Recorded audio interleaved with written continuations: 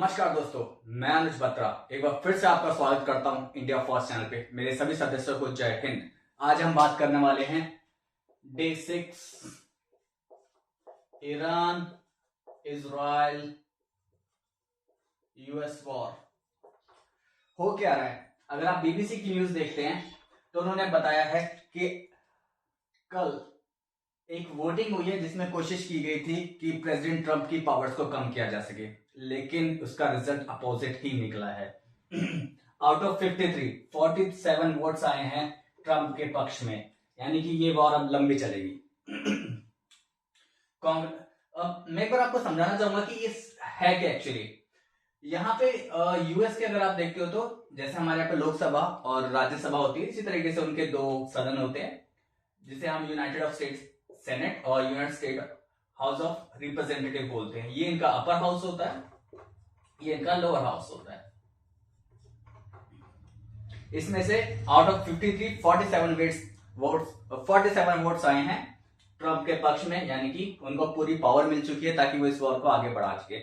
लेकिन इसके साथ साथ मैं ऐड करना चाहूंगा, बहुत सारे ऐसे एमपीज हैं जिनका कहना है कि ट्रंप के पास कोई प्रॉपर प्लान नहीं है इस वॉर को लेकर के।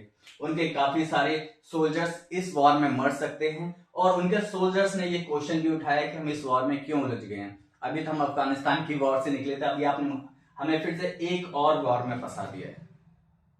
आप कहोगे सच में? हाँ, एग्जैक्टली ऐसा है। और यहां तक कि उनकी जो फोर्सेज है ऑल्दो वो मना नहीं कर रही लेकिन मोटिवेटेड भी नहीं है।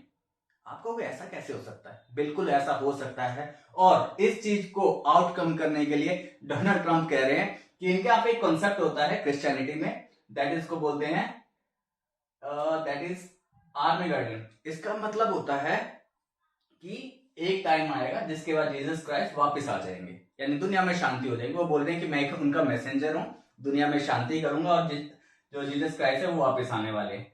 यही बात मैंने आपको याद है कल बोला था कि कुछ भी नहीं चल रहा है, सिर्फ और सिर्फ पॉलिटिकल ड्रामा चल रहा है जो कि वेपनाइज कर रहा है आपके रिलीजियस को। अगर आप अपनी फैमिली, अपने आप को एक समृद्ध जीवन देना चाहते हो तो इस पॉलिटिक्स से दूर रहिए। सिर्फ ऐसे व्यक्तियों को चुनिए जो आपके देश का भला करना चाहते हैं।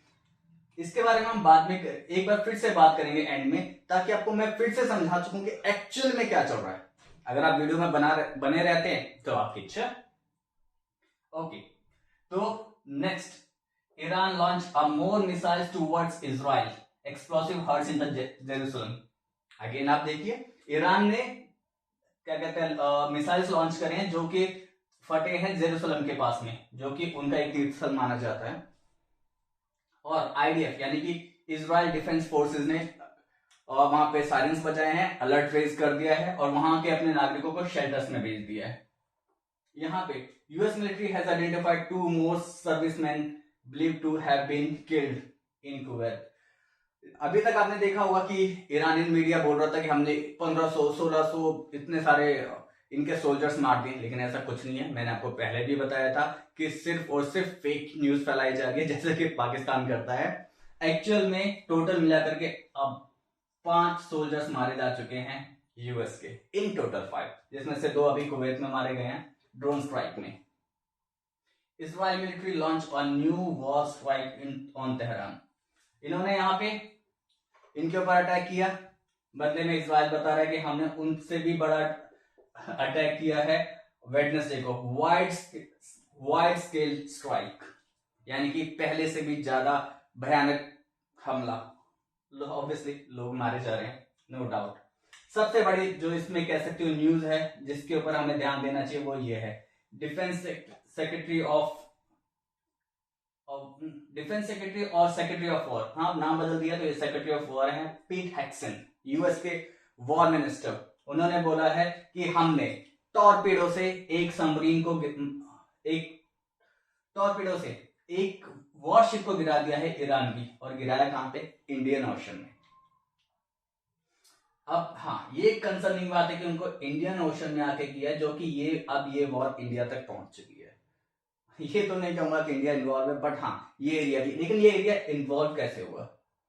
आप देखो, इंडिया ने कोई इसको बेस दिया? बिल्कुल नहीं दिया। हाँ, एक ऐसी फेक न्यूज जरूर आई थी, लेकिन ऐसा है नहीं। इंडियन इंडियन मिनिस्ट्री ने उसे बिल्कुल रिजेक्ट कर दिया है, बोला कि हमने कोई भी ऐसा बेस नहीं दिया जिससे आर्मी यूज कर सके यूएस की।